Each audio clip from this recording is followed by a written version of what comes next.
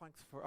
I'll tilt this way because I won't bother looking that way. But it's really good to see you, and we will make a start in just a minute. I realise there aren't very many of us here this evening, but I hope this is helpful and thought-provoking.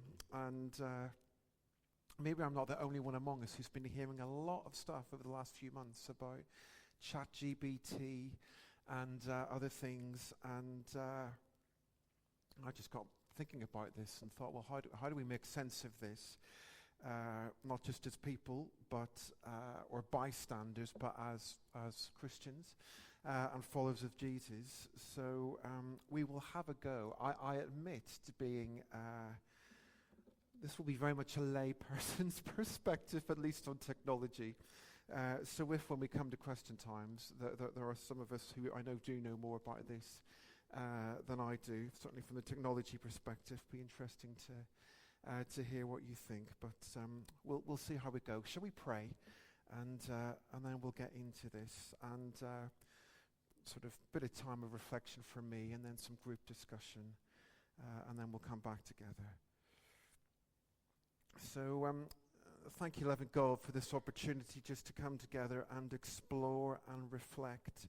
I pray that this would be helpful and constructive and useful to us to think on these things, and just to attempt as your disciples to know and to understand a little more. And we just remember that you say so many times to us in your word not to be afraid. This is not about conjuring up lots of doomsday scenarios, but more to think thoughtfully and critically. How is our world changing? And in that world, how do you want us to follow you and speak of you to others, and tell of your love to others and demonstrate it? So we ask all this in your name, Jesus. Amen. Amen. Well, we'll begin, and just to set the scene, I thought that it might be interesting to, if you join me in Paris in 2018 for the unveiling of a never-before piece of art, never before seen in public, and I think it's going to come up, thanks Mark, this portrait of a man called Edmond de Bellamy. Don't know if we've come across this piece of work before. And you may be looking at this and wondering, who is this painting of? So to put you out of your suspense, Edward de Bellamy is not a real person. And nor was the painting the work of an artist. Instead, it was created using software called GANs, Generative Adversarial Network. And Edmond is a fictitious character. And the painting was produced in Paris by a group called Obvious. And they used their software to study 15,000 portraits from the 14th and 15th century, and then asked it to generate a painting among similar lines. So if you're able to look closely, you will see that in the bottom right-hand corner, where normally there would be the signature of an artist, there is a part of the algorithm code that was produced to, or was used to produce the painting. Now, I don't know if you look at this for a moment, you might just want to take a few moments to think, what do we make of this?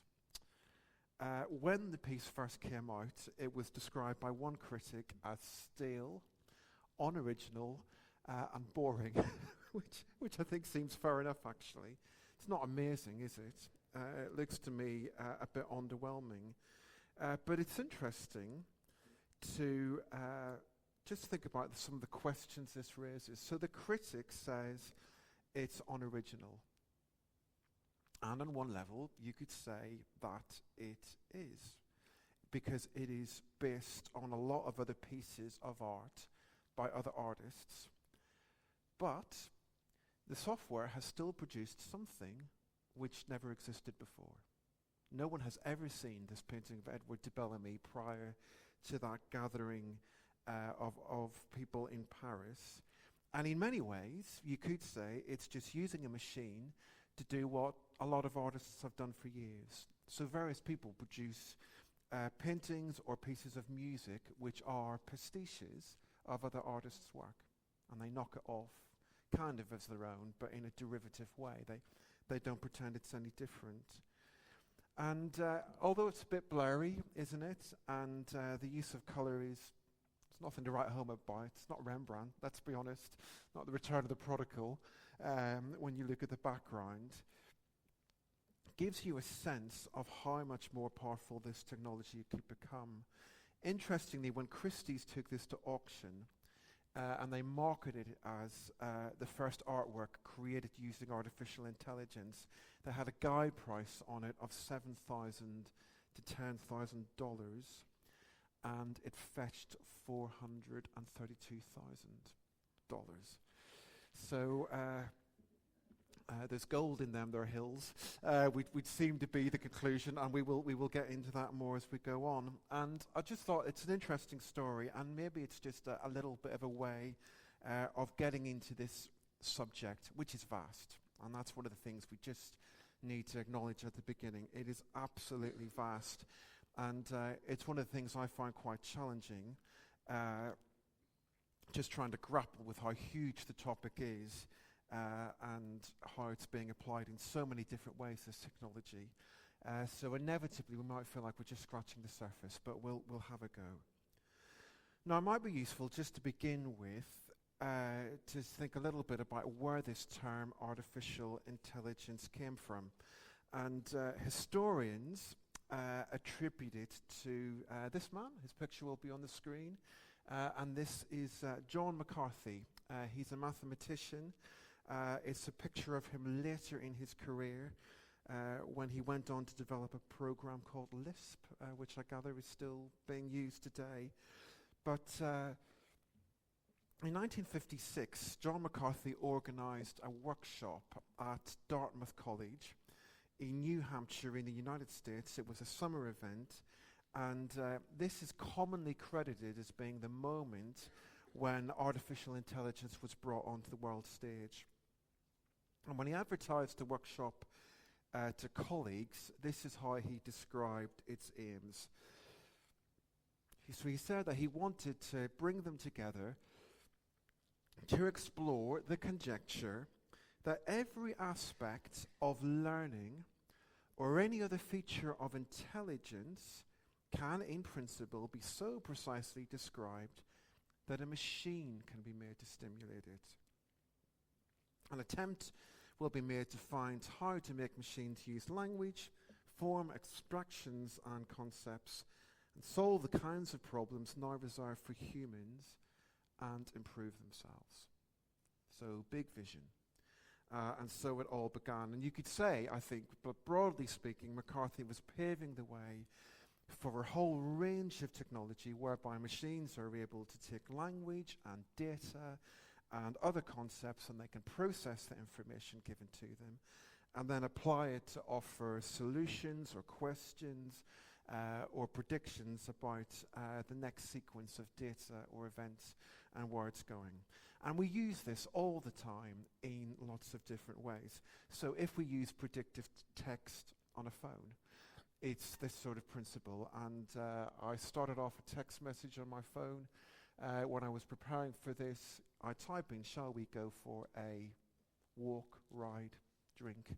You know, there's people who have worked very hard to be able to predict what the next word in lots of our sequences might be.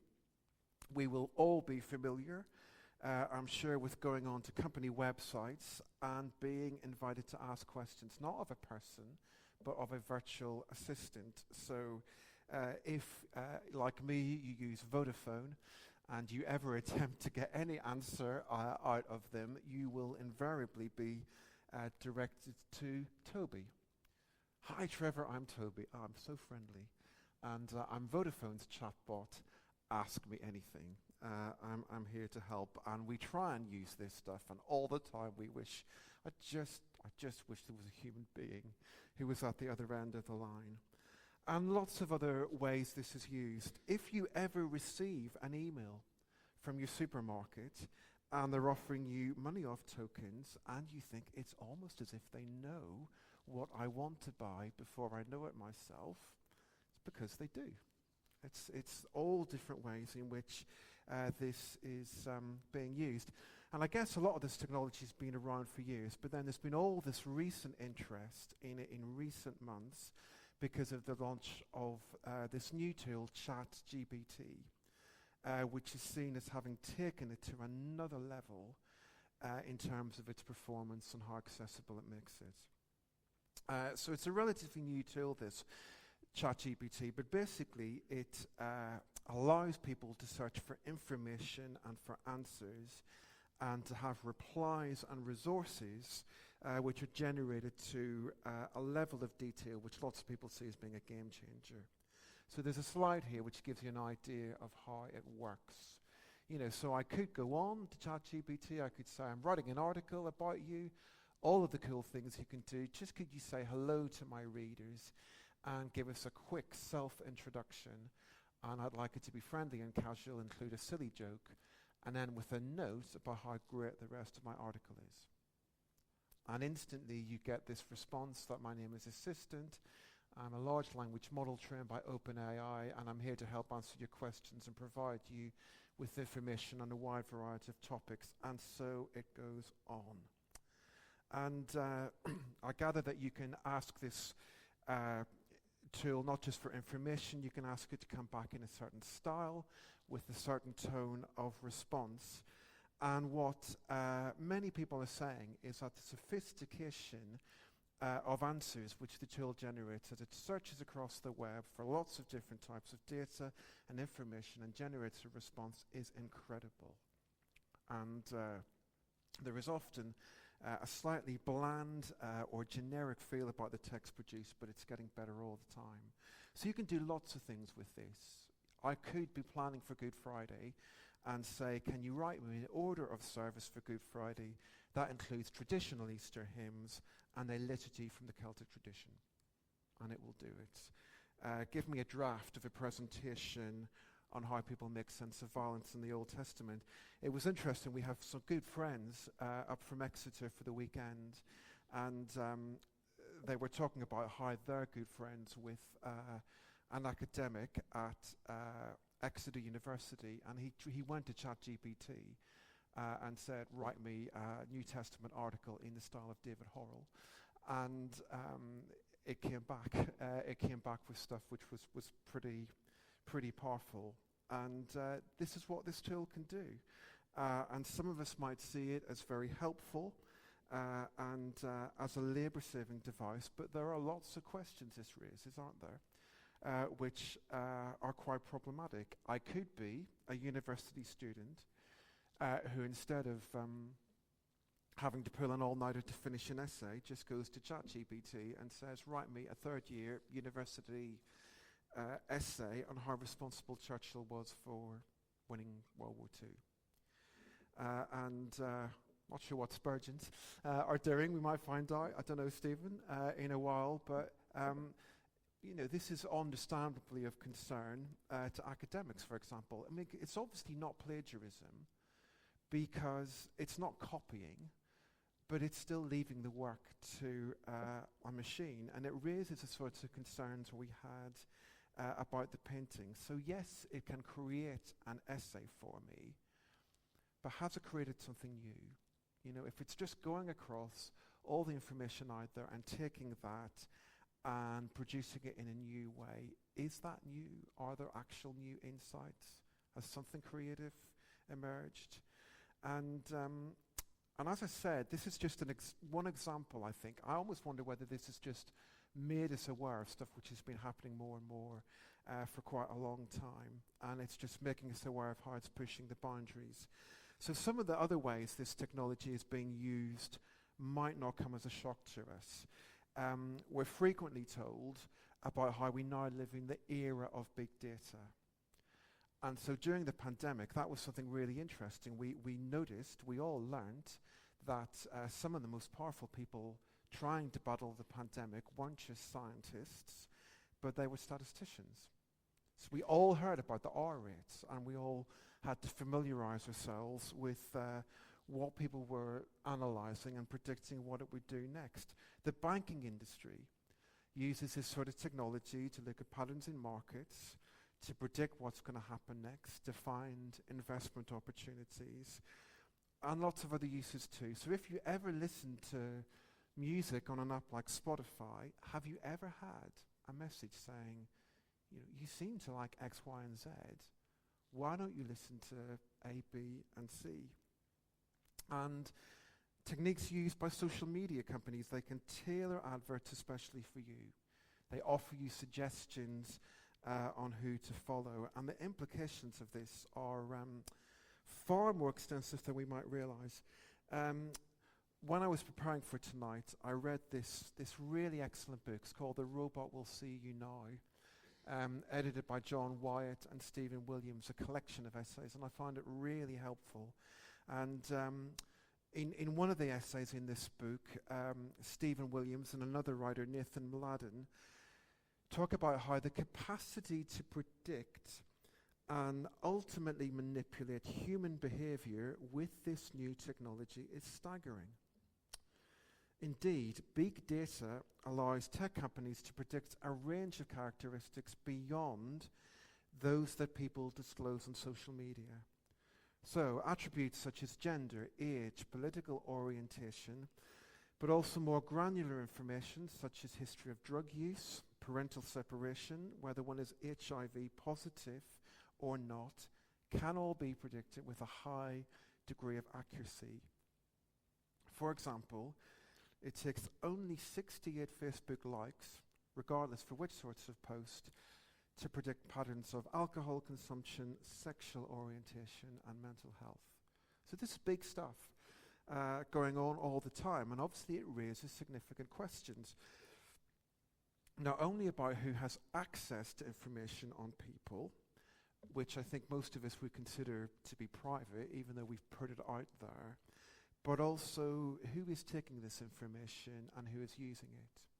So some of us might remember a couple of years ago the Cambridge Analytica scandal, where there was this company that was basically collecting lots of data from people, was from Facebook without their consent, and then using it to target them for political advertising. And so during the Brexit referendum and Trump's election, I think that was kind of when this was a really big thing. And then just a final example, came across this last month as well, which comes from the world of medicine. Maybe another headline that we saw about a month ago, the news that loyalty card data from women who were buying over-the-counter medicine could provide an early indicator of ovarian cancer. So interesting, a lot of women who got this diagnosis were buying sort of indigestion medication. So that's interesting as well. This could be a game changer. This could be a lifesaver. This could help spot problems in women's health that could literally save their lives if they're treated quickly. But there are important questions, aren't there? Who owns this data? Do you want your doctor to know what you buy at the supermarket? Not just your medication, but other stuff.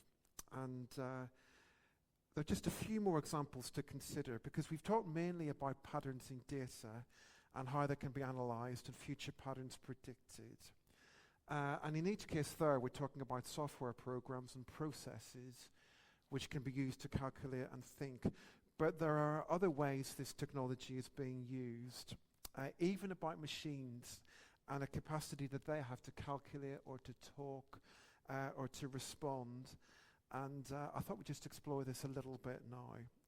So, anyone who has an Alexa device or similar smart speaker in the home will be aware of this. You can actually talk to these machines. You can give them instructions and they will say things back, and you have that sense of interaction. But there are other applications too. So what I want to do for the rest of my time is just talk about 4 examples of this and ask some questions, and then spend a little bit of time offering suggestions of a Christian response. So we've talked about predictions in data, but just a few more examples, 4 more examples. Question to consider: how do we feel about cars that can drive themselves? It's another way this technology is going. And as many of us will know, this is not an abstract question. It's being seen as one of the next big frontiers for the car industry, the transport industry. It's already happening in some places. There are people who are advocates, and then there are stories of where this goes wrong, fatally, on some occasions. But it raises other questions, doesn't it? It's not just how do we feel about a car that can drive itself, whether driving should be pleasurable in any way. Should you enjoy that? Do you just delegate that to a machine to do it for you? But who owns this technology? And how are they going to use it? So one of the companies which is most invested in driverless cars is Uber, who seem to be working towards a future in which those pesky people who have to be employed to actually drive cars might one day be removed entirely from the operating model. Lots of people drive for a living. Cabbies and lorry drivers and bus drivers. For some people, it's been kind of one of the last resorts almost. Well, if my job doesn't work out, you can always be a cabbie for a while. So what are the human implications? And it doesn't raise this just about cars and automation. What are the human implications of getting rid of lots of jobs which are currently done by people and might be automated in the future? And how will people provide for themselves when lots of the jobs that we currently do have been eliminated? Or will they need to be provided for? So there are some people who are looking at what is going on now and looking at changes in technology and saying, for example, we may need to look at some kind of universal income to provide for people as lots of traditional industries are phased out. And some people will see that as a kind of utopia that we are heading for. We're not going to have to work as hard. Life will be all about leisure, and we'll just have machines to do the heavy lifting. But is that utopia?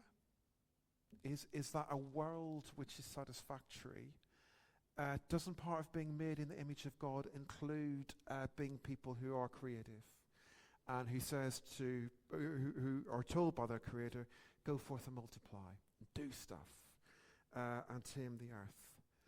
And we also need to acknowledge other questions of power when you ask this question. So as most of us will know, those who own this technology and social media companies and those who create new tools and devices end up becoming people of immense power and wealth. Immense power. So how much power do we want to be in their hands? Another question to think about: how do we feel about robots that can kill? That's another disturbing question, but it's not an abstract one, because most of us will know that the use of drones in modern warfare has been increasing significantly in recent years, and often for surveillance and for spying, but also to kill. And they are just one example of autonomous weaponry, which again raises lots of questions. It enables countries to fight without the cost of committing troops on the ground. But who is ultimately responsible for the actions which these machines carry out? Do these weapons make it too easy for us to fight wars? So traditionally, I'm sure most of us would agree, certainly we would agree, that war should always be a last resort, even if we fight it at all. And one of the questions of fighting a war is, can we actually bring ourselves to commit people from our own country to go and potentially lose their lives? That question becomes, are we happy enough just to send our robots off? It changes the question, doesn't it? But it's stuff that we have to consider. And then the third question, how do we feel about robots that care? And again, this is not abstract. It might not be something we're grappling with much in the UK, but it's becoming more of an issue in other countries. This is a picture from Japan on the screen.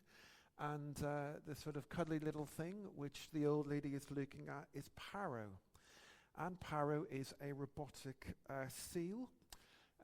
He or she, or whatever we call it, is used in Japan in hospitals and nursing homes, and provides therapy and a sense of companionship to patients. And in other countries too. Really clever, these devices.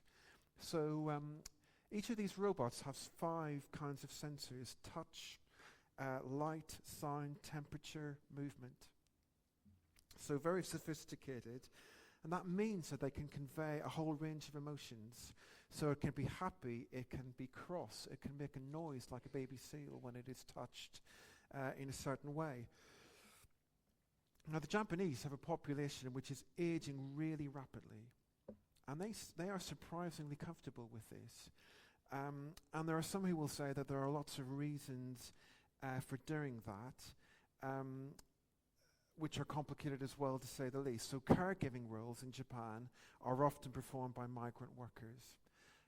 And in other cultures are performed by migrant workers. Japan is very hostile to migrants coming in, and they have an aging population. And they seem to be happy enough for robots to do this. But I would just raise again, what are the questions that this picture raises? So there may be some patients who are so afflicted with dementia that if they're given a robotic seal, they think, well, it's a real one. And they might seem content with its company, but isn't that a kind of deception? What do we think? Are we really caring for someone if we give them a device and say that will be enough? And then a final question to consider. I'm not going to talk about this for very long, just tongue-in-cheek. But how do we feel about robot priests? And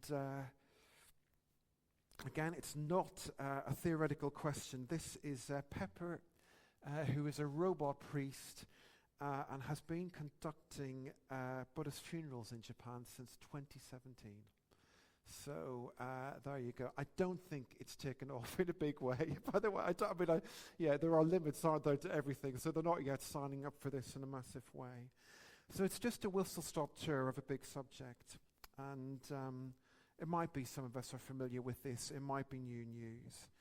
And I guess I'm raising this not to be alarmist and not to be deliberately Luddite, because I realize, what we're thinking about here, every new technology since the dawn of time raises ethical questions, and every new technology raises potential for good and cursing. So whether it's the printing press or the Industrial Revolution or nuclear power, we all know this, but as the changes arrive, I think we need to grapple with them. And I was preparing for tonight, and I remembered, that quote that we often go to on occasions like this. It's that list of David's mighty men. 1 Chronicles 12 talks about the men of Issachar, and they understood the times, and therefore they knew what Israel should do. Something about understanding the times, isn't there? And knowing how.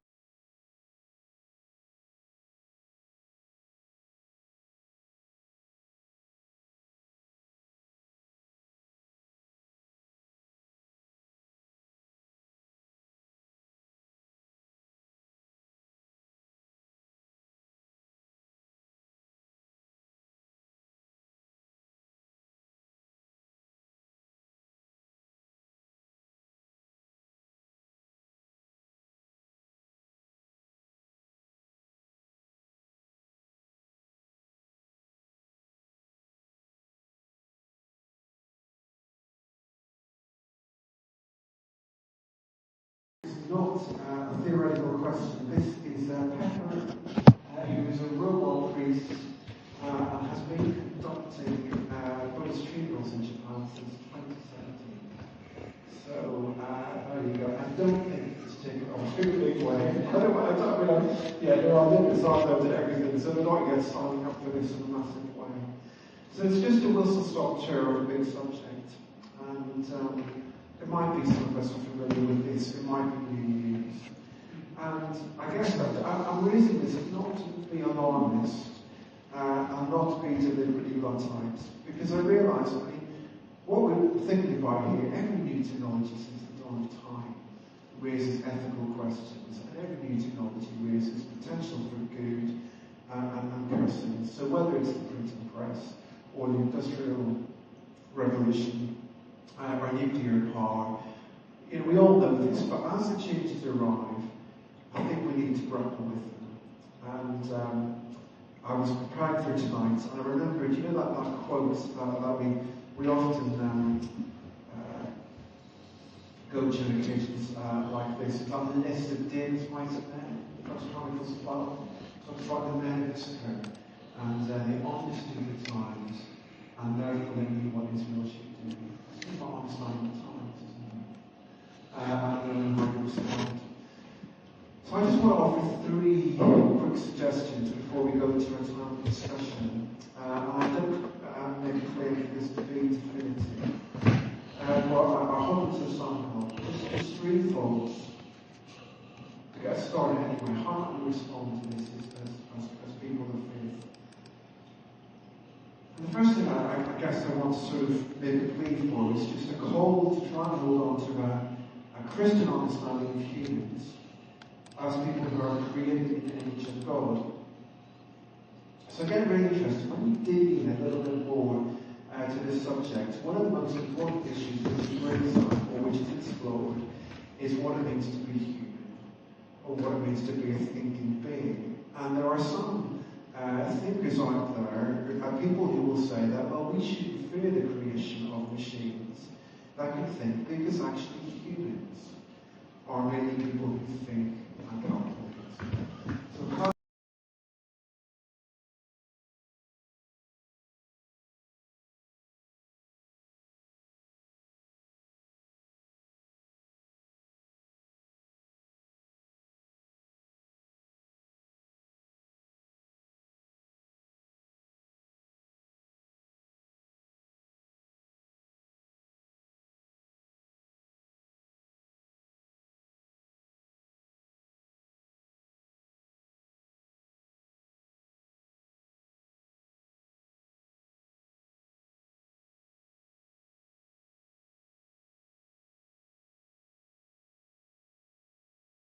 of machines that can think, because actually humans are merely people who think and calculate. So a classic example of this is a definition from the American psychologist Steven Pinker.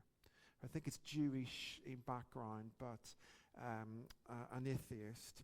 And Pinker says that the cognitive feats of the brain can be explained in physical terms. To put it crudely, and critics notwithstanding, we can say that beliefs are a kind of information, thinking a kind of computation, and motivation a kind of feedback and control.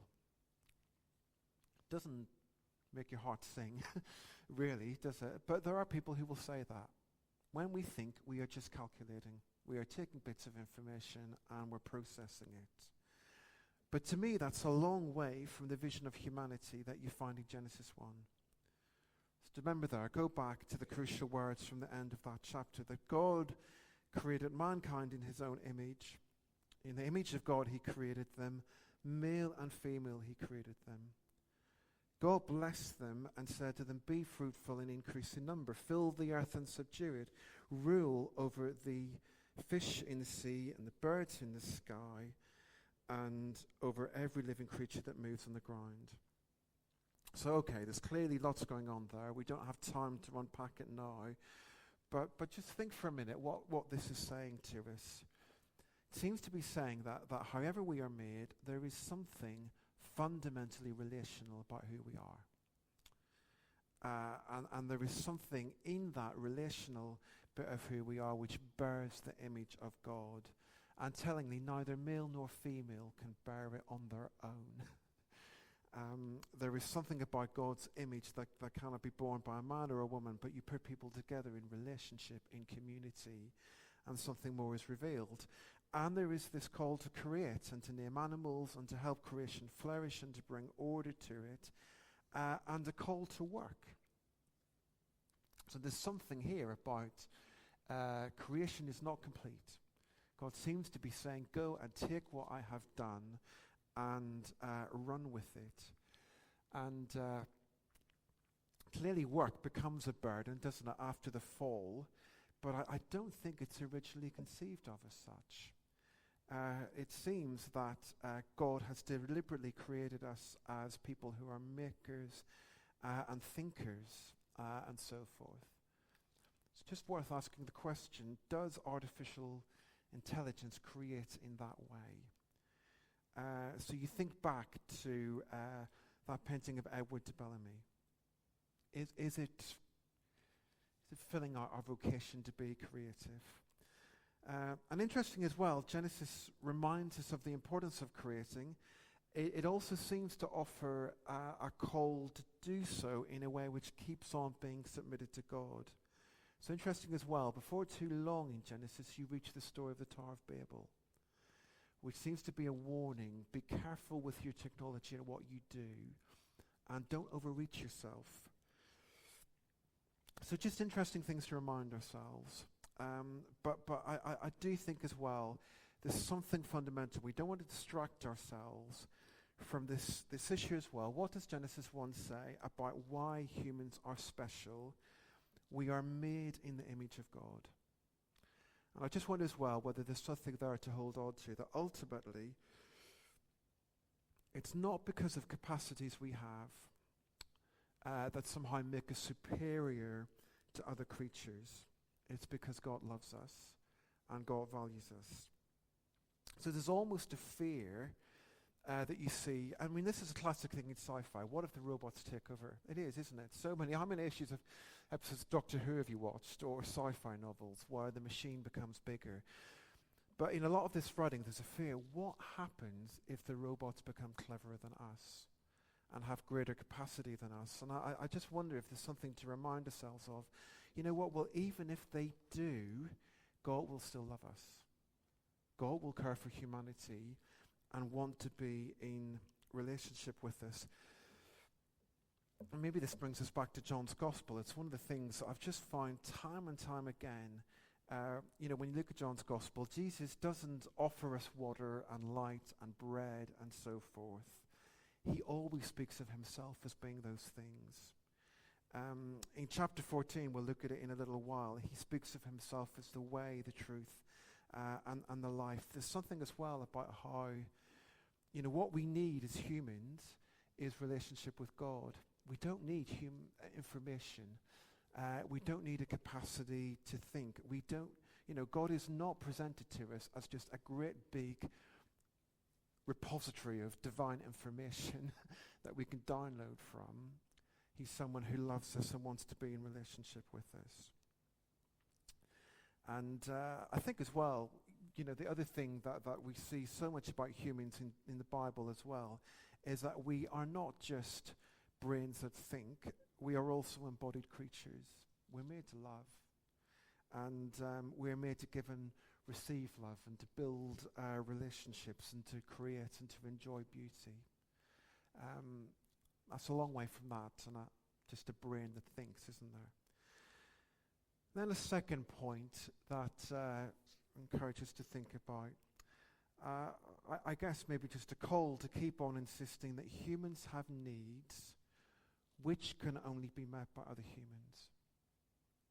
So we've thought about Genesis 1. You move on to Genesis 2, there are these readings you find in the second chapter.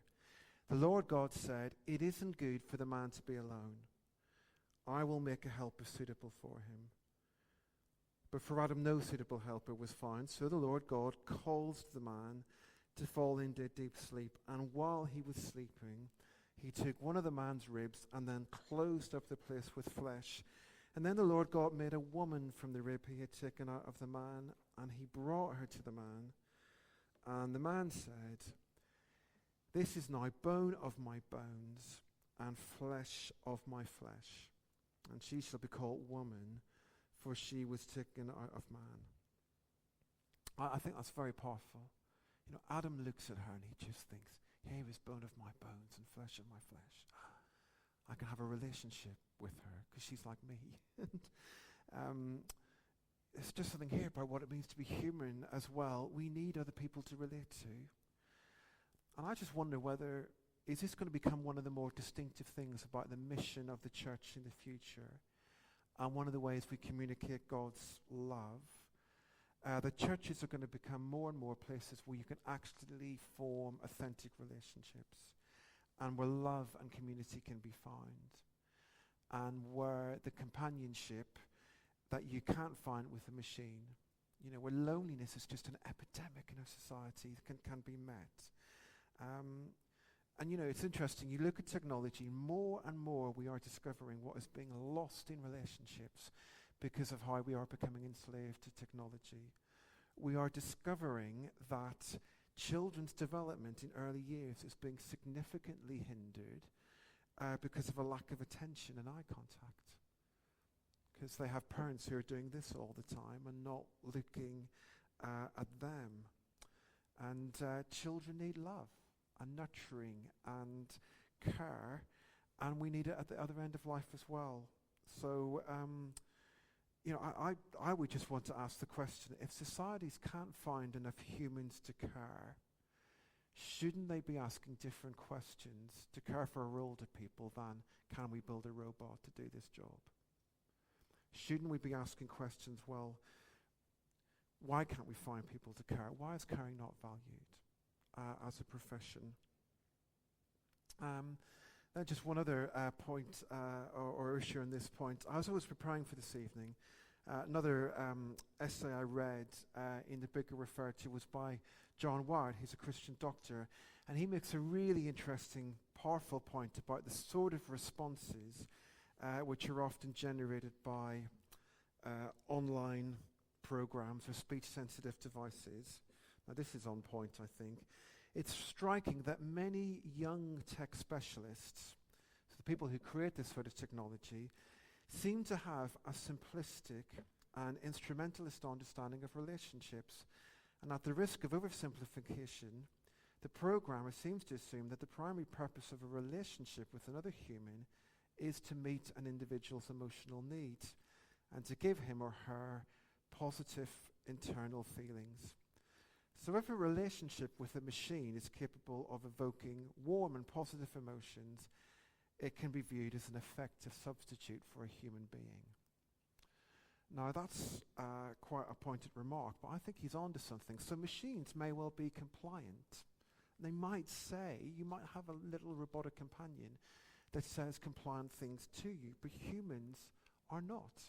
One day you might meet a human who loses their temper with you, or who gets frustrated with you, or doesn't comply to your wishes. Are you prepared for that if your experience of interaction is largely with devices?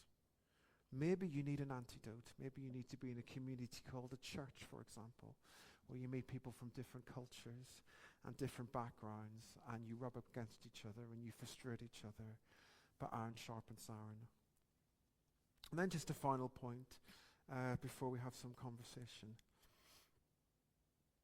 So just a call to think carefully about what new technology we use and what we are more wary of. And I guess I just thought I'd finish by pointing us towards the Amish communities of North America. And I'm sure we've heard of the Amish, but when any new technology is being introduced into the Amish community, they ask two questions. So they will firstly ask, does this new technology provide tangible benefits? And if the answer is yes, they will go with it. So they use antibiotics, and they use modern diagnostic techniques for medicine, and they use mechanized mowers and hay balers and so on. It's not all like Harrison Ford and Witness, not these days. But then they will also ask a question, how will this new technology affect our relationships? And because of that, they will forbid the individual ownership of anything that would be considered a status symbol. So a car or a smartphone, televisions are forbidden because televisions weaken social ties. They become a focus for people.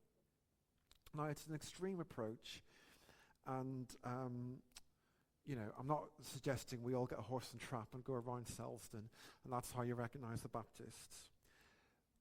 But I think they're onto something, and it raises a powerful challenge. I recognize a lot of us might struggle to live without our smartphones because we use them to do everything. Our sat-navs, there are cameras, there are dictionaries, there are banking tools. But can we at least think differently about how we use them? So just a final quote to leave you with. And the question, I guess, with this is, to what extent are we people who are critical consumers of what comes our way, or are we just using all of this stuff mindlessly? And here's a final quote for the evening. Again, from this book and from that same essay I looked at earlier from Nathan Mladen and Stephen Williams. They talk about how this technology and big tech undermines our ability to choose what we are being transformed into, and it kind of mines or influences our subconscious desires in ways we're often not aware of. So it's as if we cede our agency to choose how we are changed. And we are continually being bombarded with someone else's desires for us, which are often that we could consume with minimal moral consideration or restraint. It's really, just think about that. I looked at this again tonight, and Philippians 4, Paul says, whatsoever things are lovely, pure, and so on, think on these things. And any time I turn on my smartphone and I scroll through Twitter and those ads are coming at me, which the machines have programmed just for me, I am making myself open to other people shaping my desires and what I want. And we might be a bit canny or savvy and think, well, when I'm watching an advert on the TV, I'm knowing and I'm aware of the rules and the game and how it works.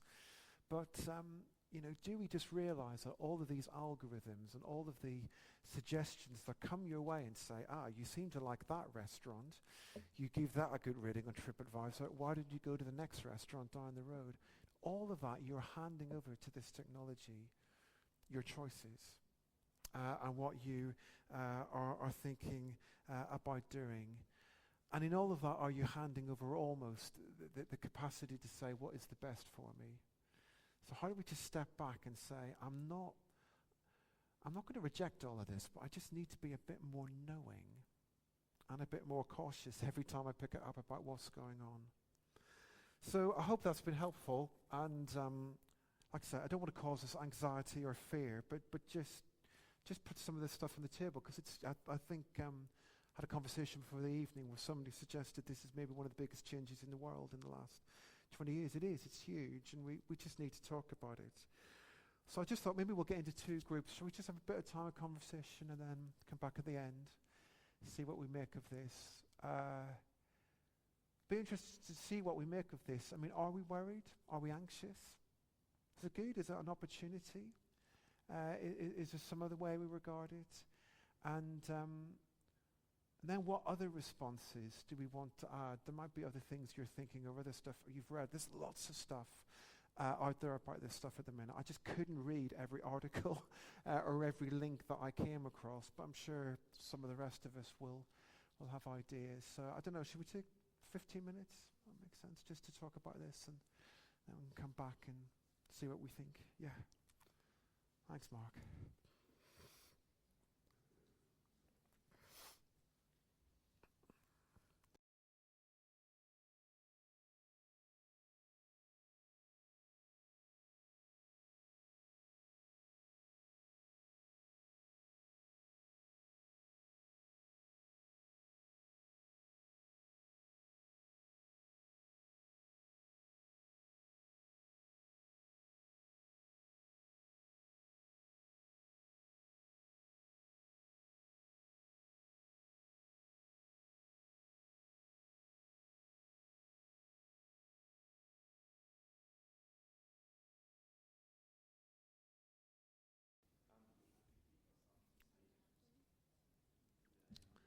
So I don't know how we got on, whether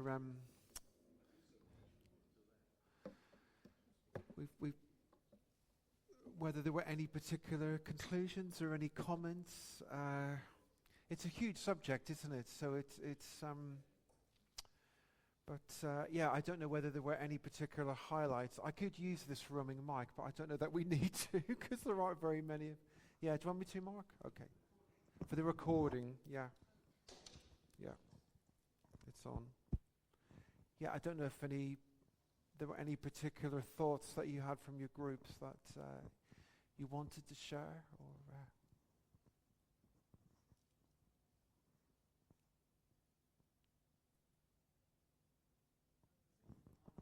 Sorry, Chris, I'll give that to you, yeah. I think, Trevor, you've highlighted some very salient points and something that obviously is related to our faith. Yeah. But I would recommend that we do read around this rather, and there's some excellent articles on, if you look in Google, and Sabah Salah, who's the data manager for Deloitte consultants, and he outlines 5 points that are well worth a read, and that we perhaps should or shouldn't consider, but I thought they were very helpful in understanding the whole subject. Yeah, that's a helpful link. So yeah, the Deloitte thing, thanks Chris.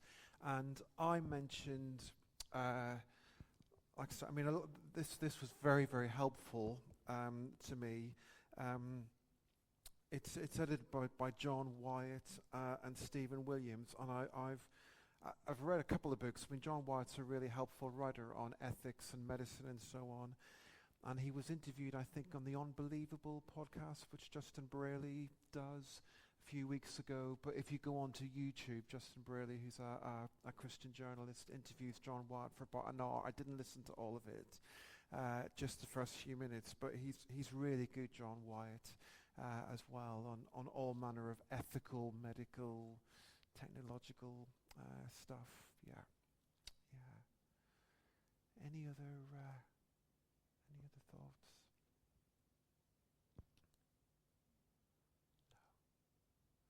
It's a starter for 10, probably this, isn't it? And I realised it was never going to be possible to kind of say, well, we've done that, and we can tick that box and move on. But we might come back to it. And I guess, yeah, really, I suppose my desire was just more to put this stuff on the agenda and say, like with a lot of stuff, you can't always get an answer, can you? But if you just alert to what's going on and what the joke is, there's hopefully less of a chance of the joke's on you, I suppose. Yeah, Adam, sorry. Yeah, thanks. We were saying in the group just to kind of test out some of these new AI chatbot type things, and the one that's been in the news a lot is the ChatGPT thing. I asked it over the weekend to write a Christian worship song in the style of Graham Kendrick and then write music to go along with it, and it actually wrote something pretty good from a standing back and looking at perspective. But in our group, I guess we were saying that the difference is that if you've written a song and you've prayed about it and you've consulted with God and the Holy Spirit and scriptures and other Christians and all the rest of it, that's what makes it sort of special and unique and an act of worship. So I guess even if nobody knew that an AI had written it, you could argue that the sort of foundation behind it is not the same. So I guess that could be applied in some ways. I think especially in the creative arts, it's a lot about the process that goes into it, not just the end result. And I think that's part of, the art and the worship is the process.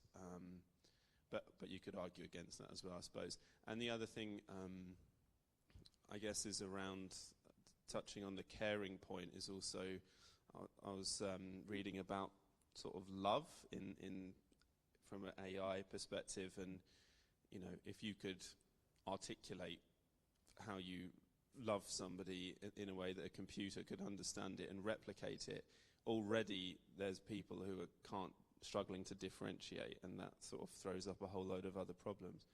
But But I think there is a lot of use for it, and I think in the medical industry, they've seen quite a lot of positive uses of robotics anyway, not necessarily pure AI, but in terms of diagnosis and sort of, a doctor knows what they know from their education and experience, but often they learn from when they see things that they've never seen before. But if you could harvest all the data from all the doctors, there's a lot of thinking that's going to save, millions of lives in the not too distant future. So I think we shouldn't be anxious about that. But there's clearly areas that there's that we should be looking at from an ethical perspective. Yeah, I've heard that theory, and I mean, gosh, can you imagine a doctor saying the remote Himalayas or whatever with ChatGPT and a 3D printer and what they could do? It could be remarkable. I think Rory Stewart's quite interesting, and Alistair Campbell. They've offered reflections along those lines, haven't they? But yeah, the creativity thing, just as we were sitting talking as well, who was it? There was some community of the First Baptists who got together, and one of the things that they said is that God hath yet more light and truth to break forth from his word. I mean, one of the things that we believe is that God can always say something new to us. Every Sunday, someone somewhere might be preaching a sermon or picking up their Bible, and God will say something new from his word. It has that capacity to generate newness. And if we only ever limit ourselves to what has been before, what are we losing out on? Yeah, and definitely something about relationship. We believe that relationship is, or truth is embodied, isn't it? Not just in Jesus being embodied and coming to us, but it's discovered in flesh and blood in community with people around us. Yeah. If we believe, if you take this logical conclusion, don't go to church again. Just sit at home, talk to ChatGPT, and listen to podcasts. So you'll be fine. Yeah. Any other thoughts? Oh, thank you. I hope it's been helpful. And I think the next Sunday night theology. Are we sorted for June, Linda? Is that June the 25th? Do you want to say, it's on the theme of tax justice, isn't it?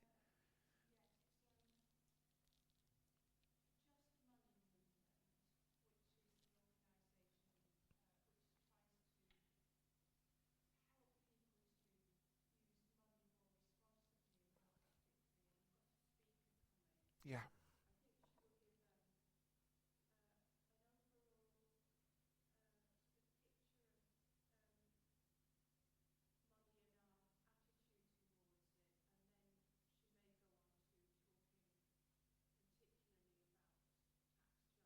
Yeah.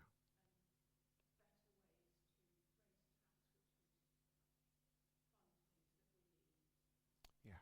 That'd be brilliant. No, and thanks, Linda. Sorry to put you in the spot, but I thought it'd be good to talk about this. And blimey, if technology is all around us, money is as well. And I think just to reflect on that together will be really good. But yeah, can I pray before we go?